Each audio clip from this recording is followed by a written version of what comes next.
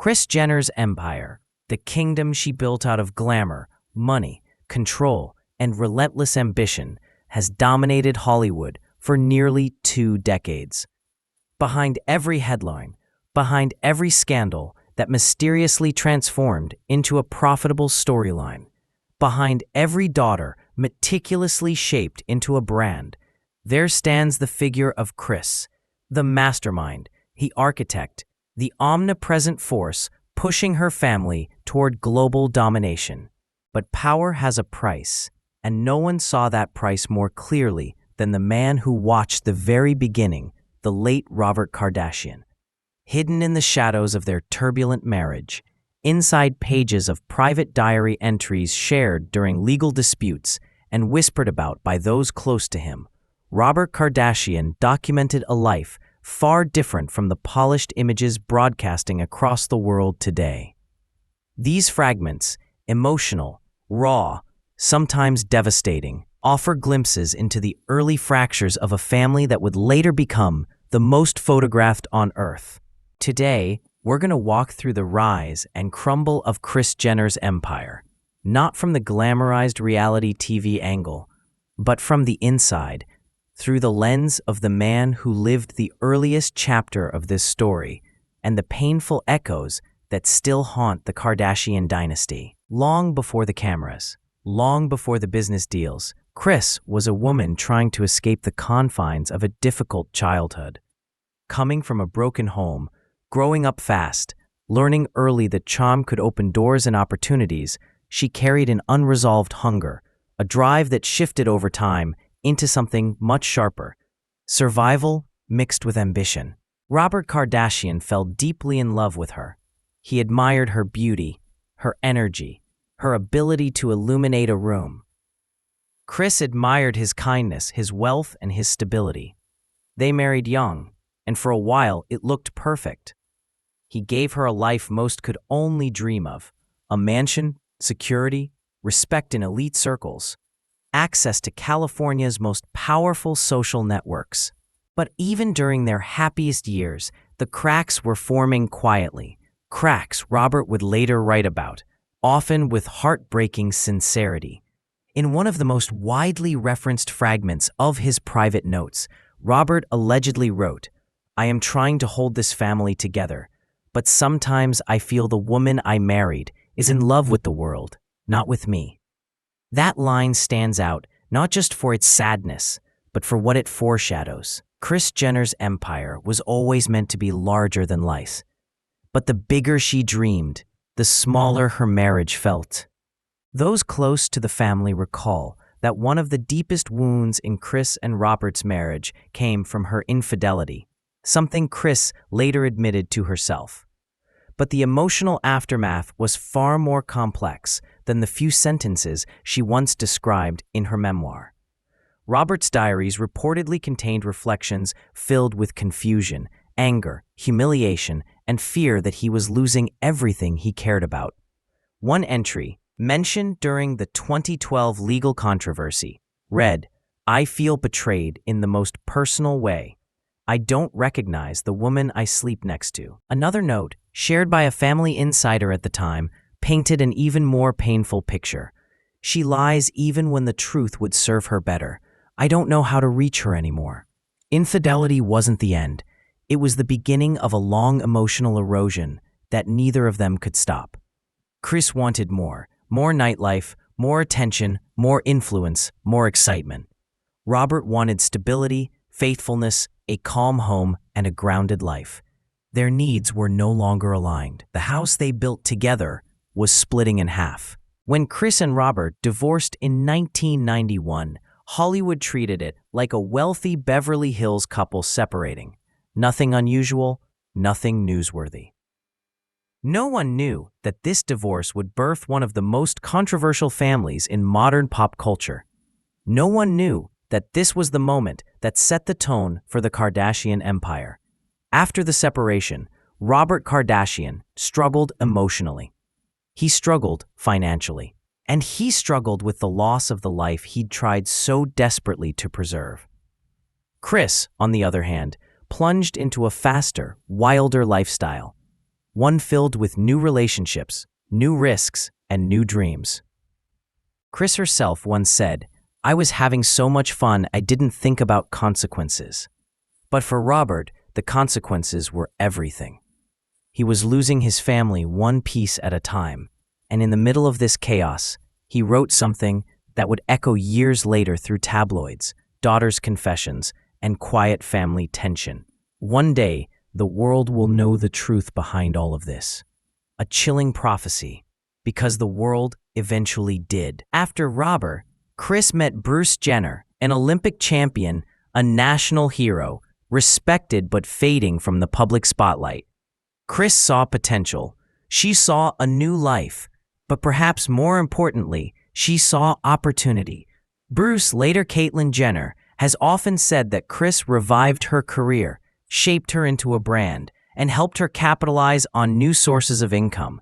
Kris was a natural manager, persuasive, relentless, strategic, often overwhelming. But this wasn't just management.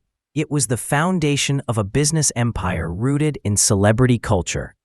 She learned to orchestrate the attention she once craved. She finally understood how to turn a family into a product and fame into currency. Yet beneath all this success, Caitlyn would later claim there were moments of coldness, distance, and emotional dominance that mirrored Robert's earlier diary notes.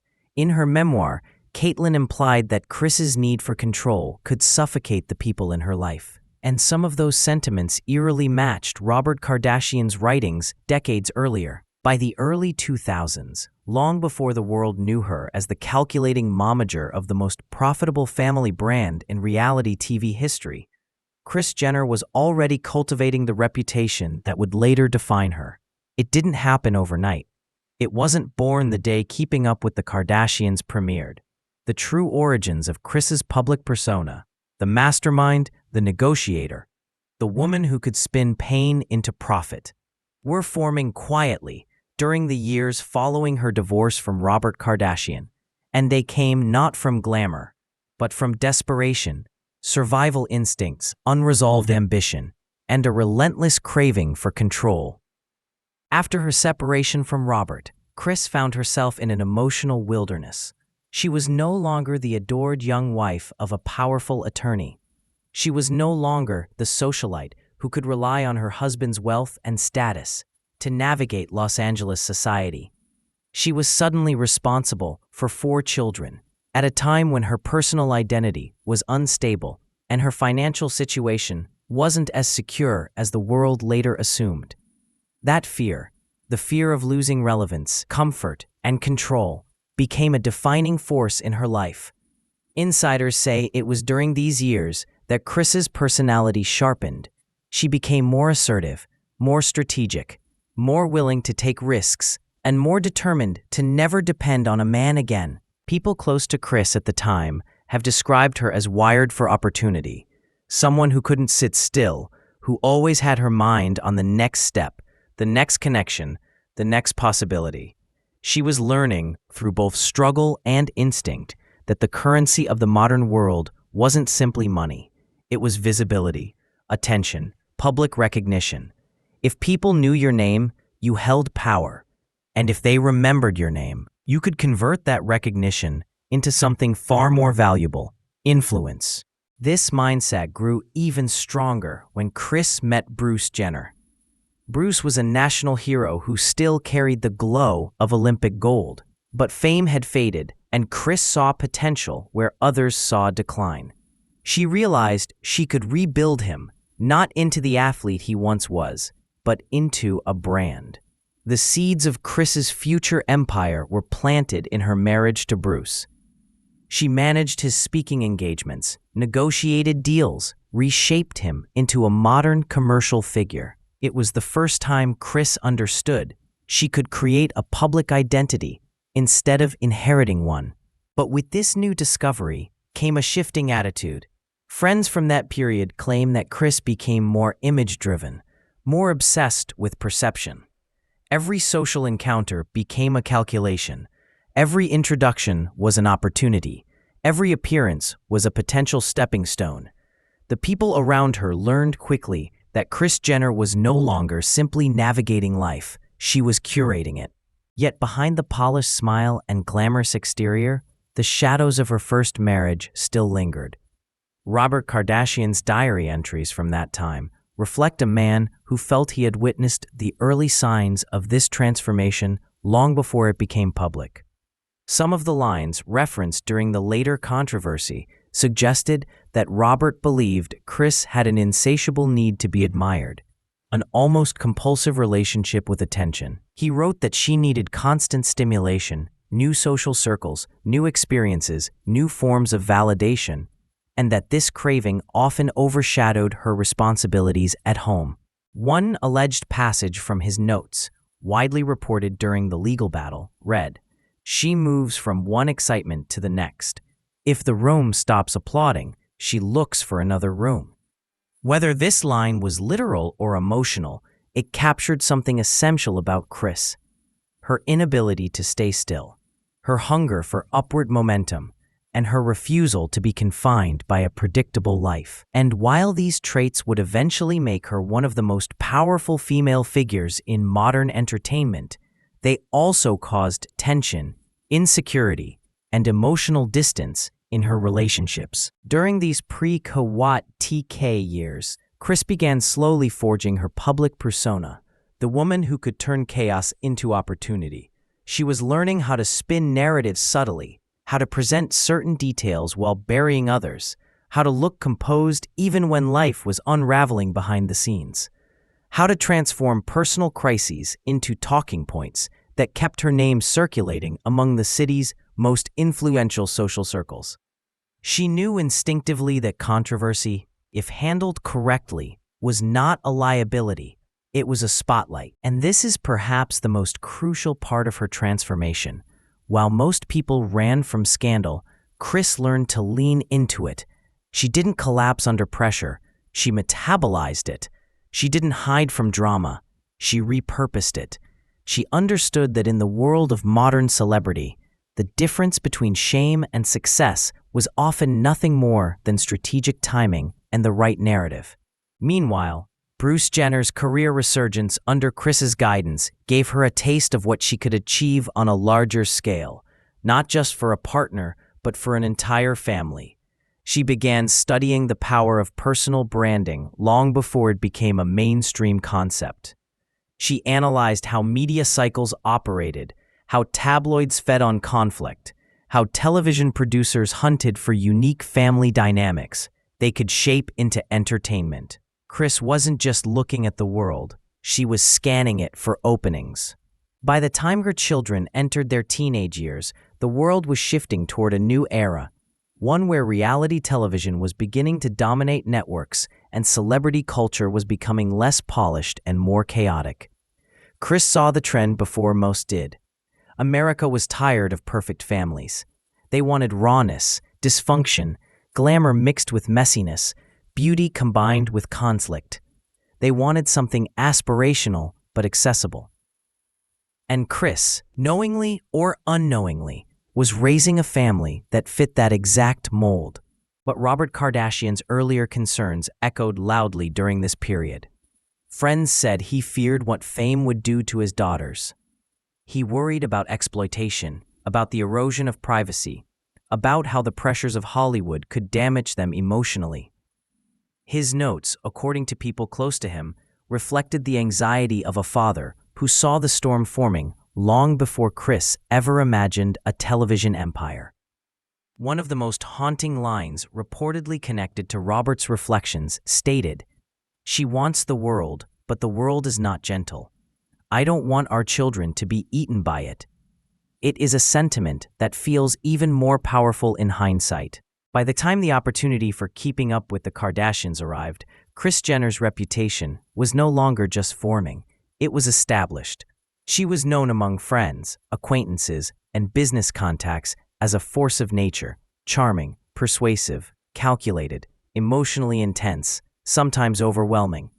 But she was also known as someone who could turn any situation, even the painfully personal, into opportunity. She had endured humiliation, infidelity, divorce, and public mistakes, Yet instead of being destroyed by them, she repurposed them into stepping stones. She had learned the golden rule of celebrity culture long before most people realized it. The public doesn't reward perfection. They reward resilience, reinvention, and spectacle. The birth of Kris Jenner's reputation wasn't glamorous. It was forged from instability, ambition, survival, and a willingness to do what other people wouldn't. And as she perfected that identity, she unknowingly set the tone for the empire that would eventually elevate her family to global recognition. An empire built on visibility, controversy, and emotional grit, but also one destined to fracture under the weight of the very forces that created it. When Keeping Up with the Kardashians began in 2007, Kris finally discovered her calling. She realized that her greatest resource wasn't real estate, wasn't investments, wasn't business partnerships. It was her family. Her household became her product. Her daughters became brands. Her marriage became content. Every relationship became an asset. For Kris, it wasn't cruelty, it was business. But for Robert Kardashian, even long after his divorce, watching from a distance as the family transformed into a spectacle was reportedly deeply painful. Kim and Khloe have both shared stories about their father worrying about how fame would affect them, how exposure would alter their spirits, how public pressure would destroy their innocence. Robert wasn't against ambition. He was against exploitation, especially of his children. And in the final years of his life, Robert reportedly wrote, "The world sees the glamour. They don't see the loss of privacy, the moral compromises, the cracks forming under the weight of fame." These words feel prophetic today, as the Kardashian empire faces internal fractures that even Kris cannot fully control. Throughout the years, Kris Jenner has cultivated an image of a savvy, tough, but loving mother who only wants the best for her children. Yet insiders, former friends, and even her own partners have painted a different picture. One where her need for control sometimes crosses into emotional manipulation.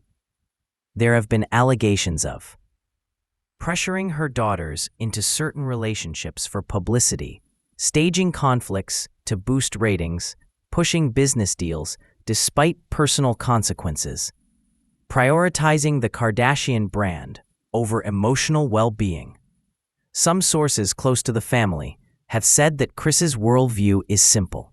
If it doesn't make money, it doesn't matter.